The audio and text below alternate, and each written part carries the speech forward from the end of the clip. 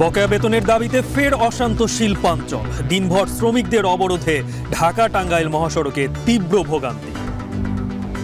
গুজব ছড়িয়ে এই যে মুখোমুখি দাঁড় করিয়ে দেওয়া হলো, এই যে একটা উত্তেজনাকর পরিস্থিতি তৈরি করা হলো, আমাদের সূত্রপাতটার দিকে খেয়াল করতে হবে। সব কোম্পানির মালিকরা স্যালারি দিচ্ছেন না, দীর্ঘদিন ধরে আটকে রেখেছেন, সেই মালিকদের বিরুদ্ধেও আইনানুগ ব্যবস্থা নেওয়া হবে। বেক্সিমকো শেয়ার কারসাজিতে 10 ব্যক্তি প্রতিষ্ঠানকে 428 কোটি টাকা জরিমানা। সম্পত্তি দেখভালে প্রশাসক নিয়োগের আদেশ বহাল। অবশেষে দুর্বল 9 ব্যাংকের সহায়তায় 12,000 কোটি টাকার তহবিল গঠনে রাজি সবল ব্যাংক। 3 মাস কিস্তিতে ঋণের মেয়াদ 1 বছর। নভেম্বরে বিমস্টেকে ইউনুস মোদি বৈঠকের সম্ভাবনা। শিগগিরই পুরোদমে ভারতীয় ভিসা চালুর ব্যাপারে আশাবাদ। যারা দিচ্ছিলেন তাদের অনেকে তো ভারতে চলে গেছেন, তারা তাদের ফ্যাসিলিটিটা পুরোপুরি এখনো সৃষ্টি হয়নি, কিন্তু তারা আশা করছে যে কিছুদিন মধ্যে হয়ে যাবে।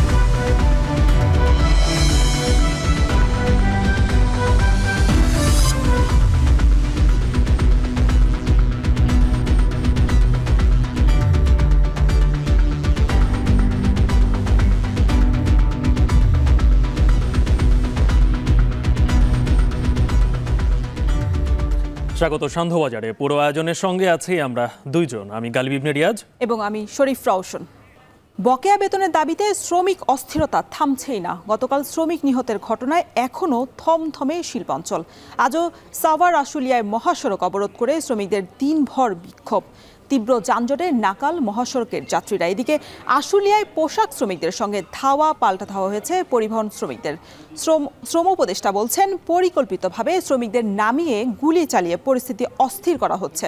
আরও জানাচ্ছেন শামীমা রহমান শাম্মী। সোমবার এক শ্রমিক নিহতের পর মঙ্গলবার সকাল থেকে ফের অস্থিরতা শিল্পাঞ্চল আশুলিয়ায়। নবীনগর চন্দ্রা মহাসড়ক অবরোধ করে বিক্ষোভ শুরু করেন পোশাক শ্রমিকরা। বকেয়া বেতন ভাতা পরিশোধের দাবিতে আশুলিয়ার বার্ডস গ্রুপের পোশাক কারখানার প্রায় 2 থেকে 2.5 হাজার শ্রমিক সড়ক অবরোধ করেন। এতে সহিংসতার ঘটনায় বন্ধ রাখা হয় 14টি কারখানা, তবে অন্যান্য কারখানা সচল রয়েছে। তারিখ দিল যে 30 তারিখে টাকা তুলে দিব সবকিছু, এখন 30 তারিখ গেল, এখন আবার নোটিশ টাকা এসে 3 মাস পরে দিব। আমাদের ন্যায্য দাবি, আমাদের বার্ষিক যে বেতন, আমাদের পাওনা টাকা, এইটা বন্ধ হয়ে গেছে। সংশ্লিষ্টরা বলছেন, দীর্ঘদিন ধরে চলা শ্রমিক অসন্তোষে অর্ডার হারাচ্ছে পোশাক কারখানাগুলো। ক্ষতির মুখে পড়েছে এই খাত। চেষ্টা করতেছি বায়ারকে ম্যানেজ করার জন্য, বায়ারকে ভালো ফিডব্যাক দেওয়ার জন্য, এবং তাদের সঙ্গে আমরা বারবার কথা বলেছি, তারা খুবই পজিটিভ। শ্রমিক এবং মালিকের মধ্যে যদি রিলেশনটা ভালো হয়, আমরা যদি সবাই ভালোভাবে যার যার অবস্থান থেকে সুন্দর রিলেশন রেখে কাজ করি, তাহলে আশা করি আমাদের এই গার্মেন্টস শিল্প কারখানায় পরিবেশ চমৎকার হবে। এদিকে অবরোধ করায় নবীনগর চন্দ্রা মহাসড়কের 2 পাশে তৈরি হয় তীব্র যানজট, যাতে সীমাহীন ভোগান্তিতে পড়েন যাত্রীরা। ঘন্টার পর ঘন্টা অপেক্ষা করে গন্তব্যে পৌঁছাতে পারছেন না তারা। এদিকে সকাল থেকে সড়ক অবরোধ করে রাখায় এক পর্যায়ে পোশাক শ্রমিকদের সঙ্গে পরিবহন শ্রমিকদের ধাওয়া পাল্টা ধাওয়ার ঘটনা ঘটে। আমরা বাস পাচ্ছি না, অটোতে যাতায়াত করতেছি আর কি, এটা লাঘব চাচ্ছি আমরা। গ্যাঞ্জামের কারণে গাড়ি নাই, আমার স্কুলও দেরি হয়ে যাচ্ছে। একই পরিস্থিতি গাজীপুরেও। বকেয়া বেতন ভাতার দাবিতে মঙ্গলবার সকাল থেকে ঢাকা ময়মনসিংহ মহাসড়কের ভোগড়া এলাকা অবরোধ করে বিক্ষোভ করেন পোশাক শ্রমিকরা। এতে স্থবির হয়ে পড়ে মহাসড়কের যান চলাচল। তীব্র যানজটে আটকা পড়ে শত শত যানবাহন। শ্রমিকরা জানান, তৈরি পোশাক উৎপাদনকারী TNZ গ্রুপের প্রতিষ্ঠান অ্যাপারেল প্লাস লিমিটেড কারখানার শ্রমিকরা গত 16 জুলাই পর্যন্ত কারখানাটিতে কাজ করেন। 17 জুলাই বিনা নোটিশে কারখানা অনির্দিষ্টকালের জন্য বন্ধ ঘোষণা করে মালিকপক্ষ। পরে জুন মাসের বকেয়া বেতন পরিশোধ করলেও জুলাই মাসে শ্রমিকদের বেতন পরিশোধ করেনি কারখানা কর্তৃপক্ষ।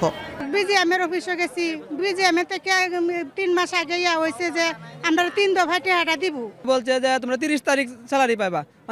30 তারিখ 5টা পর্যন্ত আমরা দেখছি, কিন্তু 5টা পর্যন্ত স্যালারি আসে নাই। আমরা এই রাস্তার অবরোধ করতেছি যাতে মালিক পক্ষরা অবশ্যই আমাদের লাগে যোগাযোগ করে বা কি একটা সমাধান দেয়। এদিকে গত সোমবার আশুলিয়ায় পুলিশ শ্রমিক সংঘর্ষের বিষয়ে শ্রম উপদেষ্টা আসিফ মাহমুদ বলেন, পরিকল্পিতভাবে শ্রমিকদের নামিয়ে গুলি চালিয়ে পরিস্থিতি অস্থির করা হচ্ছে। আর যেসব মালিকরা এখন পর্যন্ত বেতন দিচ্ছেন না, তাদেরকে আইনের আওতায় আনা হবে বলেও জানান তিনি। যে ঘটনা ঘটেছে সেটা ফ্যাক্টটা সবার জানা দরকার। একজন শ্রমিক সেখানে নিহত হয়েছে, আমরা তার জন্য এটা খুবই আমরা দুঃখিত। এই গুজব ছড়িয়ে এই যে মুখোমুখি দাঁড় করিয়ে দেওয়া হলো, এই যে একটা উত্তেজনাকর পরিস্থিতি তৈরি করা হলো, আমাদের সূত্রপাতটার দিকে খেয়াল করতে হবে।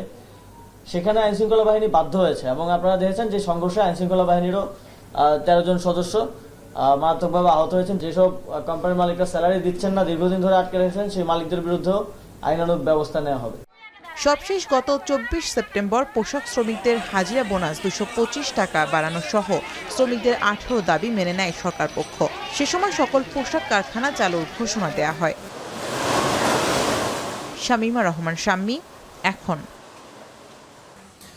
এদিকে দিনভর ঢাকা ময়মনসিংহ ও ঢাকা টাঙ্গাইল মহাসড়ক অবরোধ করে রাখার পর শ্রমিকদের বকেয়া বেতন ভাতা পরিশোধ করেছে মালিকপক্ষ।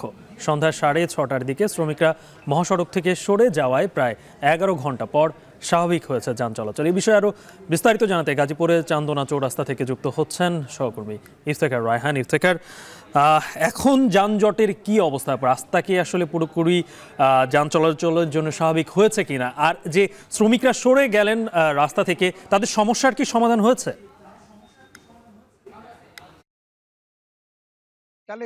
আসলে আজকে সকাল 8টা থেকেই কিন্তু এই আন্দোলনটি চলছিল শ্রমিকদের, এবং শ্রমিকরা যে দাবিটিকে কেন্দ্র করে মূলত আজকে এই আন্দোলন করছিল সেটি হচ্ছে তাদের গত জুলাই মাসের যে বকেয়া বেতন সেটি পরিশোধের জন্য।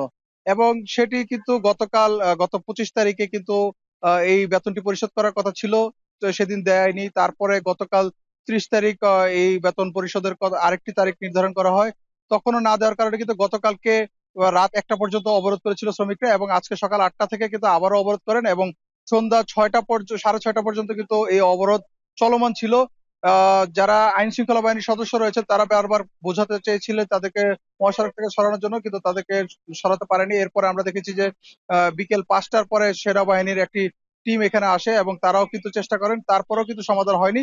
এরপর মালিক পক্ষ আশ্বাস দিয়েছিল বিকেল থেকে যে সন্ধ্যার আগেই তাদের বেতন ভাতা পরিশোধ করা হবে, অর্থাৎ জুলাই মাসের যে বেতন সেই বেতনটি কিন্তু প্রত্যেকের মোবাইলে বিকাশের মাধ্যমে কিন্তু পরিশোধ করা হয়েছে। এবং এই মেসেজটি যখন শ্রমিকদের মুঠোফোনে আসে তখনই কিন্তু আস্তে আস্তে কিন্তু শ্রমিকদের মাঝে আমরা দেখতে পাই যে তাদের মধ্যে একটি আনন্দের একটি বার্তা আসে, যে কারণে তারা বলছেন যে তাদের বকেয়া বেতন পরিশোধ হয়েছে, তাই তারা তাদের যে অবরোধ সেটি কিন্তু প্রত্যাহার করে নিচ্ছেন। যে কারণে বলা যায় যে সকাল 8টা থেকে যে চলমান আন্দোলন সেটি প্রায় 11 ঘন্টা পরে কিন্তু ঢাকা ময়মনসিংহ মহাসড়কের যে যান চলাচল সেটি স্বাভাবিক হয়েছে এবং এখন কিন্তু যানবাহন কিন্তু চলাচল করছে। তবে যে দুর্ভোগের কথা যেটি বলতে চাই, যে সারাদিনই কিন্তু দুর্ভোগ ছিল, মহাসড়ক একদম স্থবির হয়েছিল, যানবাহন একটুও নড়াচড়া করার সুযোগ পায়নি। তবে এখন যানবাহন চলছে, তবে কিছুটা ধীরগতি রয়েছে। তবে যারা আইন শৃঙ্খলা বাহিনী রয়েছেন অর্থাৎ ট্রাফিক পুলিশের সদস্য রয়েছেন তারা বলছেন যে এটি আস্তে সময় নিতে নিতে হয়তোবা এটি স্বাভাবিক হয়ে আসবে। আর যেটি বলছিলেন যে শ্রমিকদের যে দাবিগুলো রয়েছে সেগুলো আসলে সবগুলো কি সমাধান হয়েছে কিনা, আসলে শ্রমিকদের সাথে আমরা কথা বলেছিলাম, তারা বলছেন যে তাদের বকেয়া যে জুলাই মাসের বেতন সেটি পেয়েছেন। তবে যে শ্রম আইন অনুযায়ী কোনো কারখানা যদি বন্ধ হয়ে যায় সেক্ষেত্রে কিন্তু শ্রমিকদেরকে 3 মাসের বেতন দেওয়ার একটি আইন রয়েছে। তবে তারা এখন বলছেন যে তাদের সেই টাকাটিও পরিশোধ করতে হবে। পাশাপাশি অনেকের 10 বছর 5 বছর কিংবা 6 বছর চাকরি করেছেন এই প্রতিষ্ঠানটিতে, যেহেতু মালিক পক্ষ এই কারখানাটি বন্ধ করে দিয়েছেন, তো তারা চাচ্ছেন যে দীর্ঘদিন যে তারা এই কারখানাটিতে চাকরি করেছেন সে শ্রম আইন অনুযায়ী তাদেরকে একটি যে ভাতা নির্ধারণ করা থাকে সেই ভাতাটিও তাদেরকে পরিশোধ করতে হবে। এবং তারা বলছেন যে আগামী 7 তারিখ পর্যন্ত তারা মালিক পক্ষের সাথে কথা বলেছেন, সময় দিয়েছেন, 7 তারিখের মধ্যে তাদের সেই বেতনটি ভাতাটি তারা পরিশোধ করার জন্য বলছেন। তো সবকিছু মিলিয়ে বলা যায় যে সাময়িকভাবে এই কারখানার সমস্যাটি সমাধান হয়েছে বেতন পরিশোধ করার কারণে। তবে যে মহাসড়ক কেন্দ্রিক যে যানজট, যে সীমাহীন দুর্ভোগ সেটি কিন্তু কাটেনি। যানবাহন চলাচল শুরু হইলো, এখন পর্যন্ত যে এই মহাসড়ক হয়ে যে যানবাহনের যে জটলা, দীর্ঘ জটলা সেটি কিন্তু রয়ে গেছে এবং এটি সরতে কিন্তু অনেকটা সময় লাগবে বলে ট্রাফিক পুলিশের সদস্যরা জানিয়েছেন। তো সবকিছু মিলিয়ে এই ছিল আমার কাছে গাজীপুর থেকে যানবাহন চলাচল এবং শ্রমিক বিক্ষোভের সবশেষ তথ্য। গালিব, শ্রমিক অসন্তোষের কারণে দীর্ঘক্ষণ বন্ধ থাকার পর ঢাকা টাঙ্গাইল এবং ঢাকা ময়মনসিংহ সড়কে এখন স্বাভাবিক রয়েছে যান চলাচল, সেই বিষয়ে সর্বশেষ জানাচ্ছিলেন গাজীপুর থেকে সহকর্মী ইফতেখার রায়হান। এই শিক্ষককে পিটিয়ে হত্যার জেরে সহিংসতার শঙ্কায় খাগড়াছড়িতে জারি করা হয়েছে 144 ধারা। এছাড়া রাঙামাটিতে শহর জুড়ে আইনশৃঙ্খলা পরিস্থিতি জোরদার করা হয়েছে। তবে এখন পর্যন্ত জেলার কোথাও কোনো সংঘর্ষের খবর পাওয়া যায়নি। রাঙামাটির বনরূপা থেকে এই বিষয় নিয়ে আরও জানাতে সরাসরি আমরা যুক্ত হচ্ছি সহকর্মী জিয়াউর রহমান জুয়েলের সঙ্গে। জুয়েল, রাঙামাটি খাগড়াছড়ির সবশেষ পরিস্থিতি জানান এবং দুই শহরে এই আইনশৃঙ্খলা বাহিনীর উপস্থিতি কেমন দেখছেন?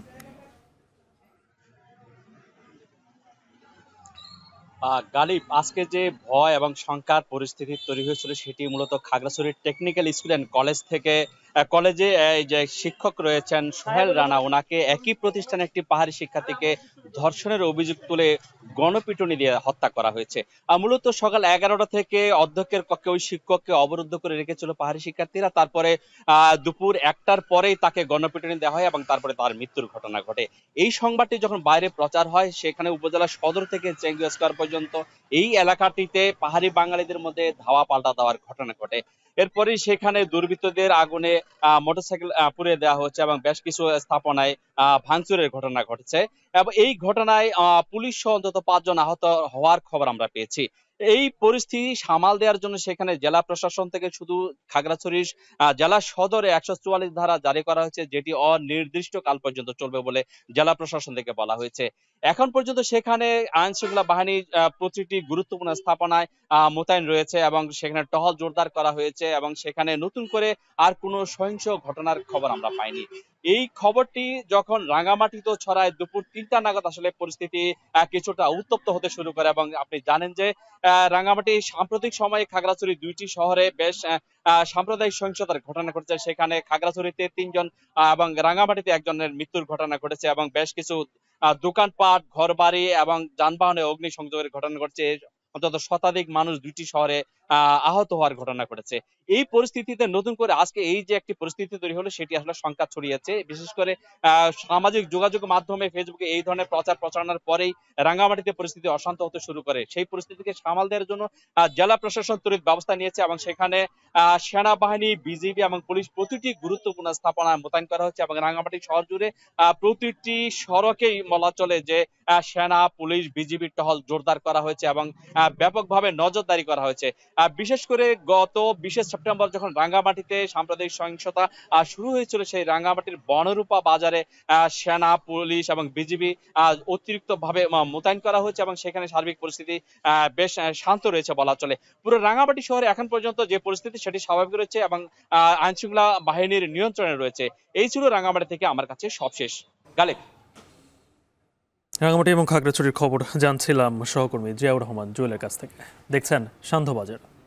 বেক্সিমকো লিমিটেডের শেয়ার কারসাজিতে 10 ব্যক্তি ও প্রতিষ্ঠানকে 428 কোটি টাকা জরিমানা করেছে Bangladesh securities and exchange commission BSEC.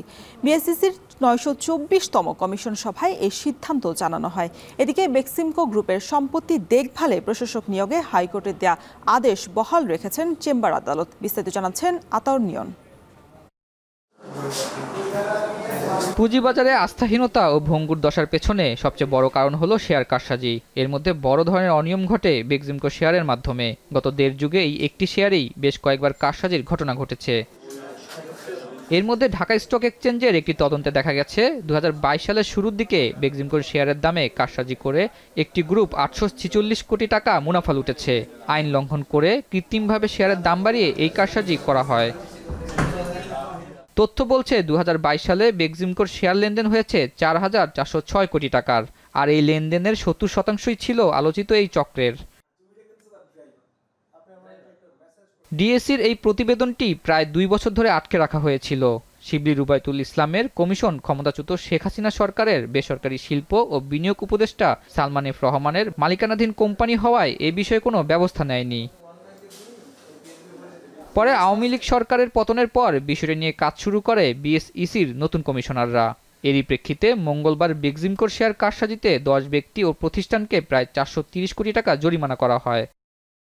যাদের জরিমানা করা হয়েছে তাদের মধ্যে মার্জানা রহমানকে 30 কোটি, ট্রেড নেক্সট ইন্টারন্যাশনাল 4 কোটি 1 লাখ, মুশফিকুর রহমান 125 কোটি, মমতাজুর রহমান 58 কোটি, জুপিটার বিজনেসকে 22.5 কোটি, অ্যাপোলো ট্রেডিংকে 15 কোটি 1 লাখ, এআরটিএ ইন্টারন্যাশনালকে 70 কোটি, আব্দুর রৌফকে 31 কোটি এবং ক্রিসেন্ট লিমিটেডকে 73 কোটি টাকা জরিমানা করা হয়। এদিকে সালমান এফ রহমানের মালিকানাধীন বেক্সিমকো গ্রুপের সব সম্পত্তি দেখভালের জন্য প্রশাসক নিয়োগ দিতে হাইকোর্টের আদেশ বহাল রেখেছে চেম্বার আদালত। সালমান এফ রহমান গত 15 বছর বেক্সিমকো এর অন্যান্য প্রতিষ্ঠানের নামে 40,000 কোটি টাকার বেশি নামে বেনামে ঋণ নিয়েছে। তাই সেসব অর্থ উদ্ধারে এই ব্যবস্থা নেওয়া হয়েছে। যে 4টা ডাইরেকশন ছিল বাংলাদেশ ব্যাংকের উপরে, আমি আবার বল, রিসিভার নিয়োগ, প্রপার্টি অ্যাটাচ করা, মানির যে লোন দেনাগুলো আছে লোনগুলো সেগুলো রিকভার করা এবং বিদেশ থেকে টাকা ফেরত আনা। এই 4টা ডাইরেকশন ছিল। আরেকটা ছিল যে কোর্টকে এটা 4 সপ্তাহের মধ্যে জানানো। এই 4টা ডাইরেকশনকে সামগ্রিকভাবে একত্রে নিয়ে বাংলাদেশ ব্যাংক কার্যক্রম শুরু করেছে। এছাড়া 2022 সালে শেয়ার কারসাজির মাধ্যমে শিবলি রুবাইতুল ইসলাম সালমান এফ রহমানকে সুকুক এবং জিরো কুপন বন্ড সহ পুঁজিবাজার থেকে 4,000 কোটি টাকারও বেশি সংগ্রহের জন্য সহায়তা করেন বলে তদন্তে উঠে এসেছে। আতনিয়ন, এখন, ঢাকা। এদিকে বিদেশে পাচার হওয়া অর্থ দেশে ফিরিয়ে আনতে এখন পর্যন্ত 71টি মিউচুয়াল লিগ্যাল অ্যাসিস্ট্যান্ট রিকোয়েস্ট পাঠিয়েছে দুর্নীতি দমন কমিশন দুদক। এর মধ্যে 27টির জবাব পেয়েছে সংস্থাটি। দুদক কার্যালয়ে এই বিষয়ে বৈঠক করে অর্থ ফিরিয়ে দিয়ে বাংলাদেশকে সহায়তার আশ্বাস দিয়েছে ইউরোপীয় ইউনিয়নের প্রতিনিধি দল। পরে সংবাদ সম্মেলন করে দুদকের মহাপরিচালক জানান, বৈঠক ফলপ্রসূ হয়েছে, সব ধরনের সহায়তা পাওয়া যাবে। বিস্তারিত জানাচ্ছেন আতর নিয়ন। জুন শেষে বাংলাদেশ থেকে এখন পর্যন্ত বিভিন্ন দেশে পাচার হয়েছে প্রায় 12 লাখ কোটি টাকা, যার বড় অংশই ইউরোপীয় ইউনিয়নের দেশগুলোতে গেছে বলে জানা যায়। আর এতে বড় ধরনের অর্থনৈতিক সংকটে পড়েছে দেশ, কমেছে রিজার্ভ, বেড়েছে ডলার সংকট। সবশেষ বাংলাদেশে মোট পুঞ্জীভূত কালো টাকার পরিমাণ দাঁড়িয়েছে 1,32,00,000 কোটি টাকা। সেখান থেকে যদি কালো টাকার মাত্র 0.98% ও পাচার হওয়া অর্থের 0.49% উদ্ধার করা যায়, তাহলে সরকার পাবে 15,000 কোটি টাকা। কিন্তু এই বিষয়ে বিগত আওয়ামী সরকারের আমলে ছিল না কোনো জোরালো উদ্যোগ, বরং পাচারকারীদের সুবিধা দেওয়ার অভিযোগ রয়েছে দলটির শেখ হাসিনা সরকারের উপর। এদিকে 2015 সালে বাংলাদেশ থেকে 4 প্রক্রিয়ায় 590 কোটি ডলার বা 70,000 কোটি টাকার বেশি পাচার হয়েছে। আর শেখ হাসিনা সরকারের প্রথম 10 বছরে 5,30,000 কোটি টাকা পাচার হয়েছে, যা 2018-19-এর এক বাজেটের চেয়েও বেশি ছিল। আর আন্তর্জাতিক সংস্থাগুলো বলছে বিগত সময়ে প্রতি বছর গড়ে পাচার হয়েছে প্রায় 55,000 কোটি টাকা, যেখানে টাকা পাচারে বিশ্বের শীর্ষে 30 দেশের তালিকায় রয়েছে বাংলাদেশের নাম। এমন পরিস্থিতিতে গেল 5 আগস্ট শেখ হাসিনা সরকার পতনের পর অন্তর্বর্তী সরকার দায়িত্ব নিলে এসব অর্থ ফিরিয়ে আনার প্রত্যয় ব্যক্ত করে। পুরো অর্থ না আসলেও যতটুকু সম্ভব ফিরিয়ে আনা ও যারা পাচার করেছে তাদের বিরুদ্ধে ব্যবস্থা নেওয়ার কথা তুলে ধরা হয়। পরে যেসব দেশে অর্থ পাচার হয়েছে সেসব দেশে যোগাযোগ করা শুরু করে বাংলাদেশ। এর মধ্যে ইউরোপীয় ইউনিয়ন সহ বেশ কিছু দেশ অর্থ ফিরিয়ে দেওয়ার প্রতিশ্রুতিও দিয়েছে। এরই পরিপ্রেক্ষিতে মঙ্গলবার দুদক কর্মকর্তাদের সঙ্গে ইউরোপীয় ইউনিয়নের 4 সদস্যের একটি প্রতিনিধি দলের সভা অনুষ্ঠিত হয়, যেখানে পাচার হওয়া অর্থ ফিরিয়ে দেওয়ার কথা জানিয়েছে তারা। ইউরোপীয় ইউনিয়নের head of development cooperation mister Mikhail Kreza, তার নেতৃত্বে 4 সদস্যের একটি টিম এসেছিল। সেই সাথে অর্থ পাচারের তথ্য চেয়ে বিভিন্ন দেশে যে 71টি চিঠি পাঠানো হয়েছিল সেগুলোর মধ্যে 27টির জবাব দিয়েছে বলে জানান তিনি। যেসব দেশে টাকা পাচার হয়েছে সেই সব দালিলিক প্রমাণাদির জন্য আমরা মিউচুয়াল লিগ্যাল অ্যাসিস্ট্যান্ট রিকোয়েস্ট পাঠিয়েছি এবং সেই মিউচুয়াল লিগ্যাল অ্যাসিস্ট্যান্ট রিকোয়েস্টেরগুলোর প্রেক্ষিতে আমাদের প্রত্যাশা অনুযায়ী আমরা এখনও সংশ্লিষ্ট দেশগুলো থেকে সদুত্তর পাইনি। অপরদিকে গুরুত্ব দিয়ে দুদককে সহযোগিতার কথা জানায় ইউরোপীয় ইউনিয়নের এই প্রতিনিধি। So we just had a very good meeting to discuss what the priorities should be and how we can best cooperate. বৈঠকে যেসব দেশে অর্থ পাচার হয়েছে সেই দেশগুলোর নাম উল্লেখ করা হয়েছে। ওইসব দেশ থেকে পাচারকৃত অর্থ ফিরিয়ে আনার ক্ষেত্রেও ইউরোপীয় ইউনিয়ন সহযোগিতার প্রত্যাশার কথা জানান এই মহাপরিচালক। আমরা কেবলমাত্র আতনিয়ন, এখন, ঢাকা। কেন্দ্রীয় ব্যাংকের মধ্যস্থতায় গ্যারান্টি চুক্তির পরও অনেক দোলাচলের পর এবার দুর্বল 9 ব্যাংকের সহায়তায় রাজি সবল ব্যাংকগুলো। তাতে আনুমানিক তহবিল ধরা হচ্ছে 10 থেকে 12,000 কোটি টাকার। কেন্দ্রীয় ব্যাংক সূত্র বলছে এই অর্থ একসাথে দেওয়া হবে না, নির্দিষ্ট নিয়মে, অর্থাৎ 3 মাস পর পর কিস্তি অনুযায়ী ব্যাংকগুলোর এই ঋণের মেয়াদ হবে সর্বোচ্চ 1 বছর। আরও জানাচ্ছেন সিলিয়া সুলতানা। দুর্বল ব্যাংকগুলোর পুনর্গঠনের পর তারল্য ঘাটতি কিভাবে মেটানো হবে তা নিয়ে দেখা দেয় সংশয়। অন্যদিকে মূল্যস্ফীতি নিয়ন্ত্রণে টাকা ছাপিয়ে সহায়তা করতে নারাজ কেন্দ্রীয় ব্যাংক। সমস্যা মেটাতে আসে ব্যাংক খাতে থাকা অর্থই ঋণ হিসেবে ব্যবহার করে তারল্য ঘাটতি মেটানোর সূত্র। যাতে সবল ব্যাংকগুলো সাড়া দিলেও বিপত্তি ঘটে সুদহার ও অর্থ ফেরত পাওয়ার নিশ্চয়তা নিয়ে, যা স্থবির করে দেয় এই প্রক্রিয়া। তবে গেল সপ্তাহের শেষে সমস্যা সমাধানে বাংলাদেশ ব্যাংকের হস্তক্ষেপে 10 ব্যাংকের বৈঠকের পর কিছুটা বাঁক নেয় সবল ব্যাংকগুলো। এবার 9 দুর্বল ব্যাংককে ঋণ দিচ্ছে সবল ব্যাংকগুলো, তবে এটি কলমানির মতো সাধারণ হবে না। বাংলাদেশ ব্যাংক সূত্র বলছে, সাড়া পাওয়া গেছে সরকারি ব্যাংক ছাড়াও BRAC, eastern bank, BDBL, mutual trust bank থেকেও। সিটি ব্যাংক নিজেই 3 ব্যাংককে ঋণ দিতে ইচ্ছুক। এর মধ্যে চতুর্থ প্রজন্মের অনেক ব্যাংকও আগ্রহী ঋণ দিতে। ব্যাংকার্সরা বলছেন, এখন টাকার দরকার, দেরি হলে চাহিদার অঙ্ক আরও বাড়বে। ব্যাংকিং খাতের সাথে বাংলাদেশের পুরো অর্থনীতি জড়িত, অতএব যদি ব্যবসা বাণিজ্যের প্রসার না ঘটাতে যায়, ব্যাংকিং খাত যদি খারাপ হয়, তাহলে ওই দুর্বল সবল এগুলি হলে একটা অনৈতিক কথা আমার মতে। খাত নষ্ট হলে সব খাত দুর্বল হবে, তার মানে হলো দেশের ব্যবসা বাণিজ্য ক্ষতিগ্রস্ত হবে। ক্ষতিগ্রস্ত হলে বিনিয়োগ হবে না, বিনিয়োগ না হলে কর্মসংস্থান হবে না। তবে কোনো ব্যাংক চাহিদার বেশি ঋণ দিতে বা নিতে পারবে না। এটি নির্ধারিত হবে বাংলাদেশ ব্যাংক কোন ব্যাংকের কত টাকার গ্যারান্টার হবে। এছাড়া একই সাথে এই অর্থ দেয়া হবে না, তাতে আসতে পারে ঋণের কিস্তি। প্রতি ধাপে ঋণের পর হবে ইভ্যালুয়েশন। 3 মাসের কিস্তিতে এটি হবে 1 বছরের জন্য পরিকল্পিত সহায়তা। ফলে নির্দিষ্ট সময়ের পর ঋণ আটকে রাখার সুযোগ পাবে না গ্রহীতা ব্যাংকগুলো। আর্থিক খাত বিশ্লেষকরা বলছেন, তলানিতে পৌঁছে যাওয়া ব্যাংকগুলোর জন্য এটি সোনালী সুযোগ। তাই এই ঋণের সর্বোচ্চ ব্যবহার নিশ্চিত করতে হবে দুর্বল ব্যাংকগুলোকে। বাংলাদেশ ব্যাংক আসলে অবজার্ভ করবে যে আসলে প্রত্যেকদিন কেমন ট্রানজ্যাকশন হয় ব্যাংকগুলোর, তাই না? ব্যাংকগুলো প্রতিদিন কেমন ডিপোজিট পায় এবং কেমন ডিপোজিট উইথড্র হয়, তাই না? ওই ডিফারেন্সটি বাংলাদেশ ব্যাংক ফাইন্যান্স করবে, তাই না? তো সেটা দেখেই বাংলাদেশ ব্যাংক আসলে সিদ্ধান্তটা নিবে, যার আসলে কোন ব্যাংকটাকে কত দিতে হবে, কোন ব্যাংককে বেশি দিতে হবে, কোন ব্যাংককে কম দিতে হবে।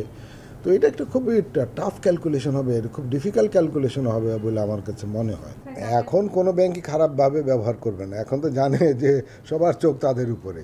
তবে আল আরাফা ব্যাংকের পরিচালনা পর্ষদ পরিবর্তন হলেও তারল্য সংকট না থাকায় তাদের কোনো ঋণের আবেদন নেই। সিলিয়া সুলতানা, এখন, ঢাকা। কাল মহালয়ের মধ্য দিয়ে শুরু শারদীয় দুর্গাপূজা। সারা দেশে নিরাপত্তা নিশ্চিতে কঠোর নজরদারি পুলিশের।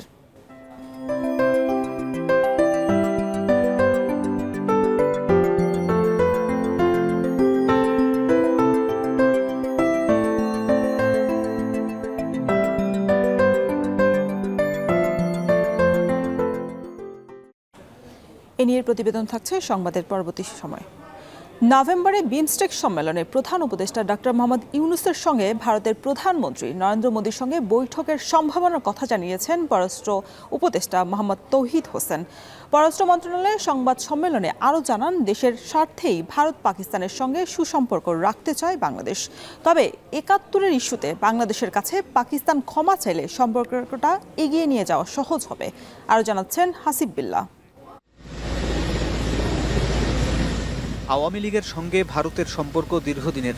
ছাত্র জনতার অভ্যুত্থানের মুখে দেশ ছেড়ে পালিয়ে শেখ হাসিনা ভারতে আশ্রয় নেয়ার পর ঢাকা নয়াদিল্লি সম্পর্ক কোন দিকে যাবে সে নিয়ে চলে আলোচনা।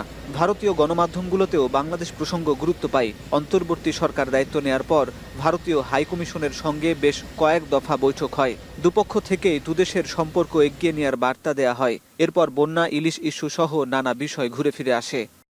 সবশেষ 29 সেপ্টেম্বর ভারতীয় গণমাধ্যম আনন্দবাজারে ভারতীয় পররাষ্ট্রমন্ত্রী জয়শঙ্করের বরাত দিয়ে জানানো হয়, পরিস্থিতি স্বাভাবিক না হওয়া পর্যন্ত মেডিকেল ও অতি জরুরি ছাড়া বাংলাদেশিদের ভিসা দেবে না ভারত। এই পরিস্থিতিতে পররাষ্ট্র উপদেষ্টা জানালেন, ভিসা জটিলতা কেটে যাবে দ্রুত। শুধু তাই নয়, নভেম্বরে বিমস্টেক সম্মেলনে ইউনূস মোদীর দ্বিপাক্ষিক বৈঠক হবার সম্ভাবনাও রয়েছে। ভিসা যারা দিচ্ছিলেন তাদের অনেকে তো ভারতে চলে গেছেন, তারা তাদের ফ্যাসিলিটিটা পুরোপুরি এখনো সৃষ্টি হয়নি, কিন্তু তারা আশা করছে যে কিছুদিনের মধ্যে এটা চালু হয়ে যাবে। তখন এখন শুধু বোধ হয় হেলথ রিলেটেড ভিসা দেওয়া হচ্ছে, বাকিগুলি দেওয়া হচ্ছে না। বিমস্টেকের সামিট যখন হবে প্রত্যাশিত, এখনো ডেট হয়নি, সম্ভাবনা আছে নভেম্বরেই হবে। সেখানে হয়তো দুই পক্ষের মধ্যে আলাপ আলোচনা হতে পারে। এছাড়া আমরা বিভিন্ন পর্যায়ে যোগাযোগ স্থাপন এবং পারস্পরিক যে কনসার্নগুলি আছে সেগুলি সমাধানের চেষ্টা করব। এ সময় পররাষ্ট্র উপদেষ্টা আরও জানান, ব্যবসা বাণিজ্য বাড়ানোর পাশাপাশি দুদেশের সম্পর্ক আরও দৃঢ় করতেই মালয়েশিয়ার প্রধানমন্ত্রীর নেতৃত্বে 58 সদস্যের প্রতিনিধি দল সংক্ষিপ্ত সফরে আসছে বাংলাদেশ। 58 সদস্যের একটি প্রতিনিধি দল নিয়ে, যেখানে পররাষ্ট্রমন্ত্রী, বাণিজ্য বিনিয়োগ মন্ত্রী, পরিবহন উপমন্ত্রী, ধর্ম বিষয়ক উপমন্ত্রী, 2জন সংসদ সদস্য এবং পররাষ্ট্র মন্ত্রণালয়ের ঊর্ধ্বতন উচ্চপদস্থ কর্মকর্তারা এবং আরও অনেক প্রতিনিধিরা নেচারের সাথে প্রেস থাকবে এবং সিকিউরিটি থাকবে। সংবাদ সম্মেলনে জাতিসংঘ সাধারণ পরিষদ অধিবেশনে প্রধান উপদেষ্টার 12টি সভা ও 25টি দ্বিপাক্ষিক বৈঠকের বিস্তারিত তুলে ধরে পররাষ্ট্র উপদেষ্টা বলেন, বাংলাদেশের গঠনের পরিকল্পনা বিশ্বের সামনে তুলে ধরাই ছিল এবার জাতিসংঘ সফরের সাফল্য, যেখানে রোহিঙ্গা প্রত্যাবাসন এবং মানবাধিকার প্রতিষ্ঠা সহ বাংলাদেশ পুনর্গঠনে ডক্টর ইউনূসকে সমর্থন ও সহযোগিতার আশ্বাস দিয়েছেন বিশ্ব নেতারা। হাসিব বিল্লাহ, এখন, ঢাকা। সান্ধ্যবাজারে নিচ্ছে একটা বিরতি, ফিরছি কিছুক্ষণের মধ্যেই, সাথেই থাকুন।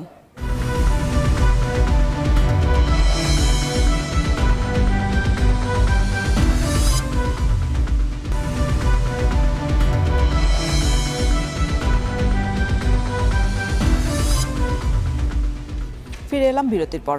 আপনারা দেখছেন সান্ধ্যবাজার। প্রায় 3.5 বছর পর চট্টগ্রাম সিটি কর্পোরেশন নির্বাচনে মেয়র পদে ফলাফল বাতিল করে ধানের শীষের প্রার্থী ডক্টর শাহাদাত হোসেনকে মেয়র ঘোষণা করেন চট্টগ্রাম আদালত। দুপুরে চট্টগ্রামের একটি আদালত এই রায় ঘোষণা দেন। একই সাথে আগামী 10 দিনের মধ্যে গ্যাজেট প্রকাশের নির্দেশ দেওয়া হয়। শোয়েব রহমানের প্রতিবেদনে বিস্তারিত। মহামারী কাটিয়ে 2021 সালের 27 জানুয়ারি নানান ঘটনা প্রবাহের মধ্য দিয়ে অনুষ্ঠিত হয় চট্টগ্রাম সিটি কর্পোরেশনের 6ষ্ঠ নির্বাচন, যেখানে মেয়র পদে প্রতিদ্বন্দ্বিতা করেন 7 জন। তবে মূল প্রতিদ্বন্দ্বিতা হয় আওয়ামী লীগ মনোনীত প্রার্থী এম রেজাউল করিম চৌধুরী এবং বিএনপি মনোনীত প্রার্থী ডাক্তার শাহাদাত হোসেনের মধ্যে। নির্বাচনে 3,69,000-এর বেশি ভোট পেয়ে মেয়র নির্বাচিত হন এম রেজাউল করিম চৌধুরী। তার নিকটতম প্রতিদ্বন্দ্বী ডাক্তার শাহাদাত হোসেন পান 52,000-এর বেশি ভোট। তবে সংঘাত সহিংসতাপূর্ণ এ নির্বাচনে প্রচারণার পর্ব থেকেই নেতাকর্মীদের হয়রানির অভিযোগ আনেন ডাক্তার শাহাদাত। একাধিক স্থানে ঘটে সংঘর্ষ, নিহত হয় 3 জন। নির্বাচনের ফলাফলে ভরাডুবির পর সেটিকে চ্যালেঞ্জ করেন ডাক্তার শাহাদাত। কারচুপির অভিযোগ এনে নির্বাচন বাতিল চেয়ে মামলা করেন ডাক্তার শাহাদাত। 2021 সালের 24 ফেব্রুয়ারি 9 জনকে বিবাদী করে মামলা করেন তিনি। মামলার এজাহারে নির্বাচনকে কেবলই আনুষ্ঠানিকতা বলে উল্লেখ করেন তিনি। মামলার 3.5 বছর পর মঙ্গলবার সেই মামলার রায় দিয়েছেন আদালত। নির্বাচনী ট্রাইব্যুনাল ও যুগ্ম জেলা ও দায়রা জজ মোহাম্মদ খায়রুল আমিনের আদালত রায়ে নৌকা প্রতীকের প্রার্থী এম রেজাউল করিমকে নির্বাচিত ঘোষণা বাতিল করেন। একই সাথে ধানের শীষের প্রার্থী ডাক্তার শাহাদাত হোসেনকে নির্বাচিত ঘোষণা করেন। আগামী 10 দিনের মধ্যে এ সংক্রান্ত গেজেট প্রকাশের নির্দেশ দেন। আগের যে গেজেট রেজাউল করিম ওনাকে বাতিল ঘোষণা করা হয়েছে এবং নির্বাচন কমিশন সচিবকে আগামী 10 দিনের মধ্যে আমাকে দায়িত্ব দিয়ে চট্টগ্রামের মেয়রের সিটে আসীন হওয়ার জন্য ইনস্ট্রাকশন দেন।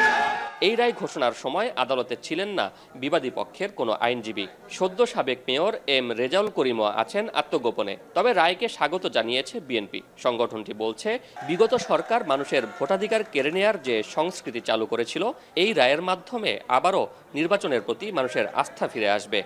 আজকে বিচার বিভাগ যে স্বাধীন এবং আইনের শাসন যে প্রতিষ্ঠা হয়েছে, এই রায়ের মাধ্যমে সেটা প্রতীয়মান হয়েছে। তবে এরই মধ্যে দেশের অন্তর্বর্তী সরকার চট্টগ্রাম সিটি কর্পোরেশন সহ দেশের সমস্ত সিটি কর্পোরেশনের মেয়রদের অপসারণ করেছে। তাই এ রায়ের ফলাফল কি হবে তা এখনো স্পষ্ট নয়। শোয়েব রহমান, এখন, চট্টগ্রাম।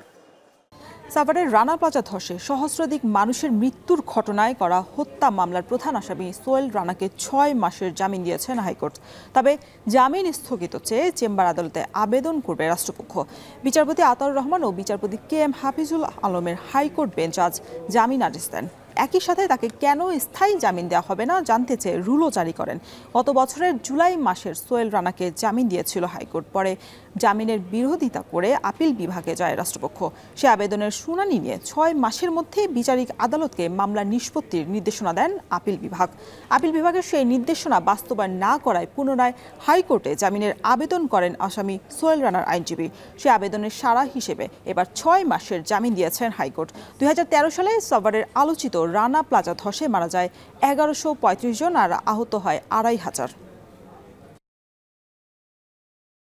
সোহেল রানা তার দায় কখনো এড়াতে পারে না। এই মামলা যেভাবে সাক্ষ্য চলছে, সোহেল রানার সাজা হবে। সেই কারণে আর সোহেল রানা আপনারা জানেন একটি রাজনৈতিক দলের নেতা ছিলেন, সেই কারণেই তিনি অন্যায়ভাবে সেই কাজগুলো তখন করতে পেরেছিলেন, যার জন্য তার দায় কোনোভাবেই এড়ানো যাবে না। তাকে এই মামলায় অবশ্যই জামিন যা দিয়েছে আমরা এটাকে উচ্চ আদালতে স্থগিতের জন্য প্রার্থনা করব। তিতাস নদীতে ঝুঁকিপূর্ণভাবে গ্যাস উত্তোলন বন্ধে অভিযান পরিচালনা করা হয়েছে। 2 দশক ধরে বিপুল অর্থ হাতিয়ে নিয়েছে প্রভাবশালী চক্র।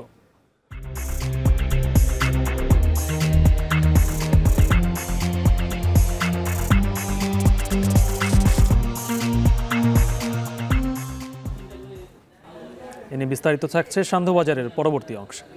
সান্ধ্যবাজার নিচ্ছে একটা বিরতি, ফিরছি একটু পরে।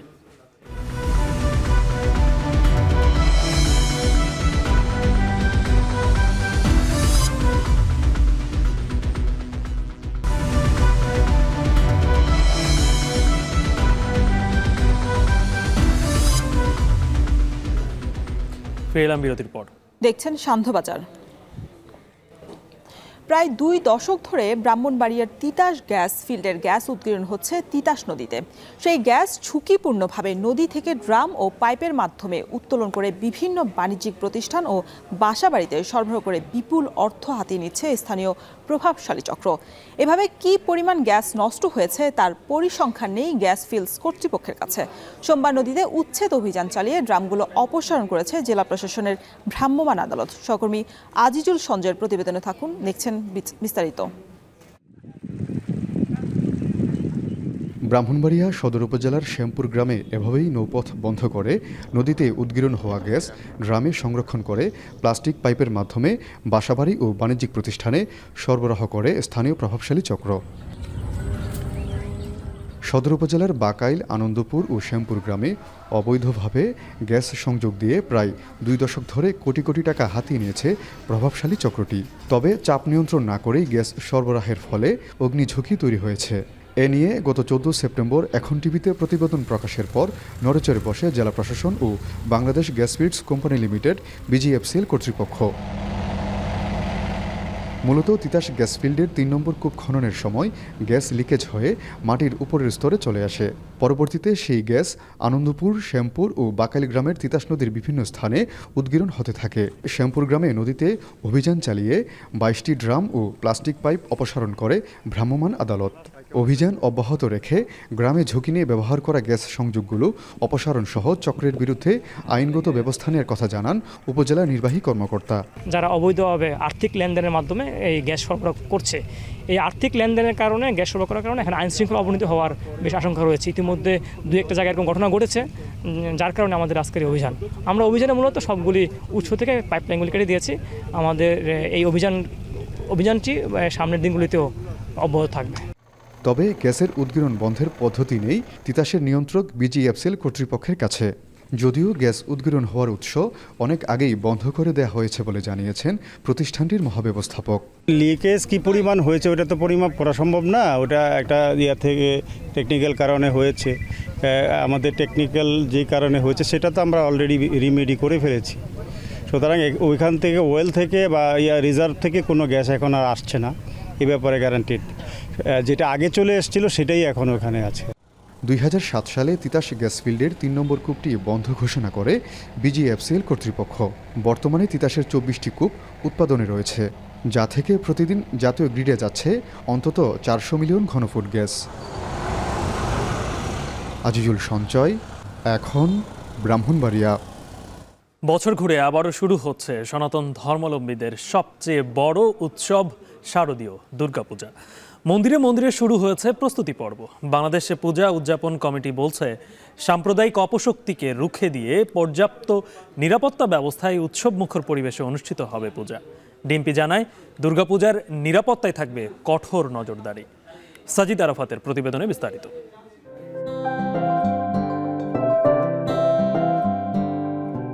প্রকৃতিতে মোহনীয় শরতের ছোঁয়া, সাদা মেঘ আর শেফালির শুভ্রতা।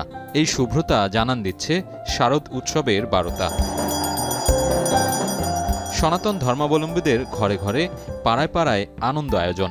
বছর ঘুরে আবারও কৈলাস ছেড়ে মর্তে আসবেন দেবী দুর্গা। তাই তো দেবী বন্দনার প্রস্তুতি মন্দিরে মন্দিরে। রাজধানীসহ দেশের বিভিন্ন এলাকার মন্দিরগুলোতে শুরু হয়েছে প্রস্তুতি পর্ব। মণ্ডপে মণ্ডপে শিল্পীরা মনের মাধুরী দিয়ে তৈরি করছেন দুর্গা প্রতিমাকে, রাঙিয়ে তুলছেন রং তুলির আঁচড়ে। সমস্ত অশুভ শক্তির বিনাশ আর শুভ শক্তির প্রতিষ্ঠা করতেই আবির্ভাব হয় দেবী দুর্গার, এমন বিশ্বাস নিয়ে মহাসমারোহে শারদীয় দুর্গোৎসবে সামিল হন সনাতন ধর্মাবলম্বীরা। তাদের আশা, ধর্ম বর্ণ নির্বিশেষে শারদ উৎসবের মধ্য দিয়ে অটুট থাকবে সম্প্রীতির বন্ধন। এবছর দেশের প্রায় ৩২,০০০-এর বেশি মণ্ডপে দুর্গাপূজা উদযাপিত হবে। এর মধ্যে ঢাকা মহানগরীর ২ সিটিতে ২৫৩টি মণ্ডপে পূজা উদযাপন করা হবে। বাংলাদেশে কিন্তু এই উৎসবগুলো আসলে সবার, ঈদে আমরা ঈদ পালন করি সবাই মিলে, এবং শারদীয় উৎসবে আমাদের পাশাপাশি আমাদের মুসলিম ভাইয়েরা বা বৌদ্ধ খ্রিস্টান সবাই থাকে। প্রত্যেকটি ভক্ত সাধারণকে সবিনয় অনুরোধ জানাচ্ছি, তারা যেন আমাদের মন্দিরে পূজা অর্চনার জন্য আসেন।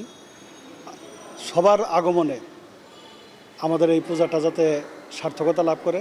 সাম্প্রতিক সময়ের যে রাজনৈতিক অস্থিরতা, তাতে কোনোভাবেই পূজা উদযাপন ব্যাহত হবে না বলে আশাবাদ মহানগর পূজা উদযাপন কমিটির। তাদের প্রত্যাশা, অসাম্প্রদায়িক চেতনায় প্রতি বছরের মতো এবারও শারদীয় উৎসবে সামিল হবেন সবাই। সিটি কর্পোরেশনের কাছে ঢাকা শহর যাতে কোনো অন্ধকার অলিগলি না থাকে, এবং আমরা দাবি জানিয়েছি ঈদের সময় যেভাবে আলোকিত হয় পুজোও যাতে এবার আলোকিত হয়, কারণ এবার বাংলাদেশ বৈষম্যের বিরুদ্ধে বাংলাদেশ। আমরা চাই এই দেশের হিন্দু, মুসলমান, বৌদ্ধ, খ্রিস্টান প্রত্যেকটা নাগরিক সম অধিকার নিয়ে তার জীবন ধারণ করুক, এবং আমরা বিশ্বাস করি এই বর্তমান অন্তর্বর্তীকালীন সরকার সমান অধিকার নিয়ে দুর্গাপূজায় আমাদের পাশে থাকবেন, এবং প্রশাসনিকভাবেও ওনারা আশ্বস্ত করেছেন পাশে থাকবেন। সাম্প্রতিক সময়ে সম্প্রীতি বিনষ্টকারী যে কোনো অপশক্তিকে রুখে দিতে কঠোর আইনি ব্যবস্থা নেওয়ার আহ্বান বাংলাদেশ পূজা উদযাপন কমিটির। তাদের আশা, সুষ্ঠু ও শান্তিপূর্ণ পরিবেশে পূজা আয়োজনে সহায়তা করবে অন্তর্বর্তী সরকার।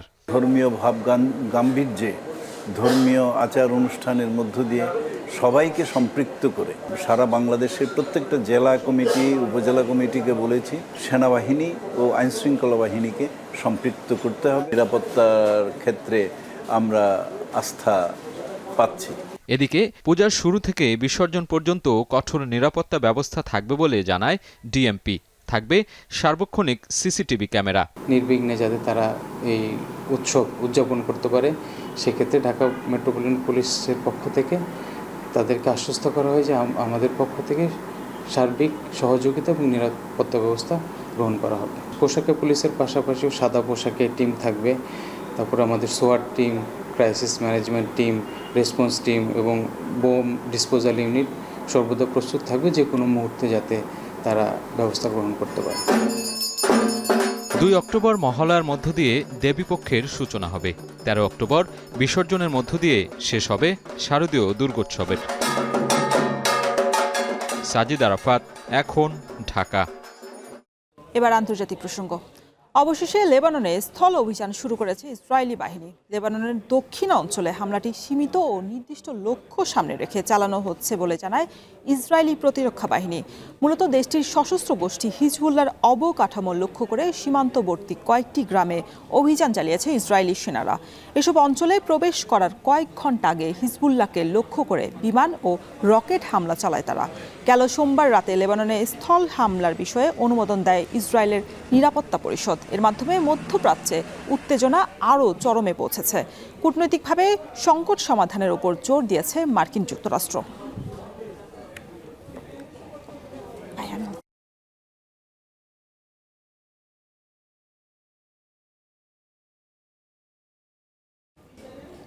শান্তবাজারে নিচ্ছে আরেকটা বিরতি, ফিরছি কিছুক্ষণের পরে।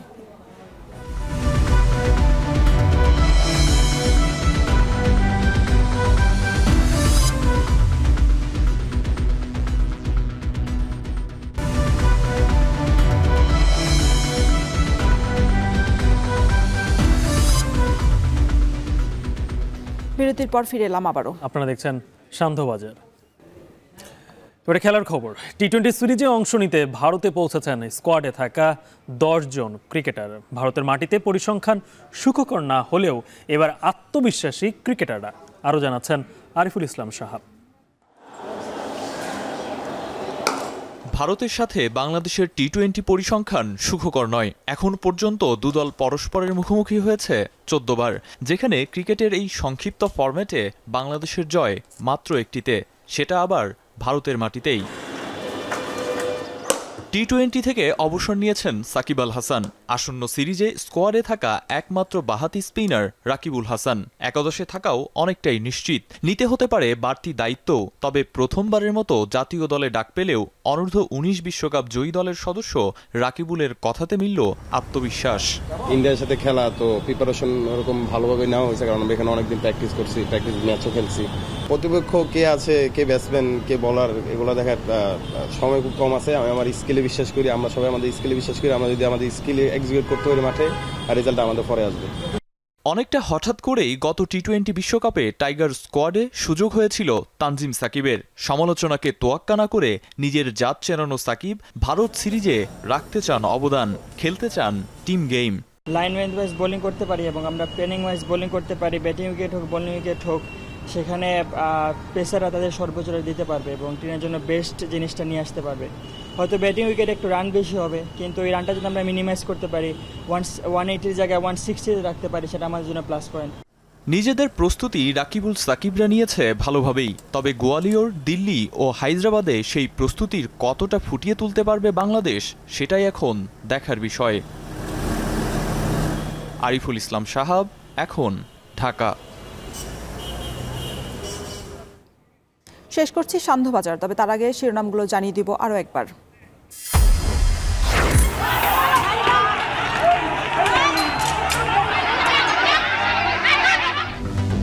পোশাক শ্রমিকদের দিনভর বিক্ষোভের পর বকেয়া বেতন পরিশোধ, অবরোধ তুলে নেওয়ায় ঢাকা টাঙ্গাইল মহাসড়কে যান চলাচল স্বাভাবিক।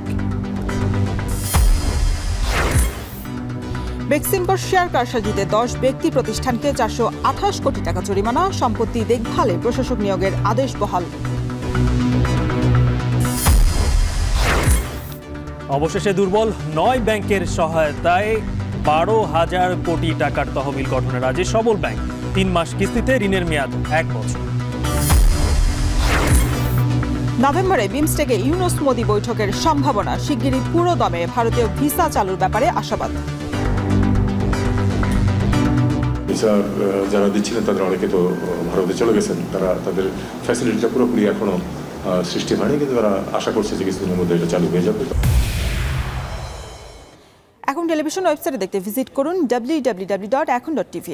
ফেসবুকে চোখ রাখুন facebook.com/tv.ekhon, আর ইউটিউবে লাইভ দেখতে ভিজিট করুন youtube.com/c/ekhon tv।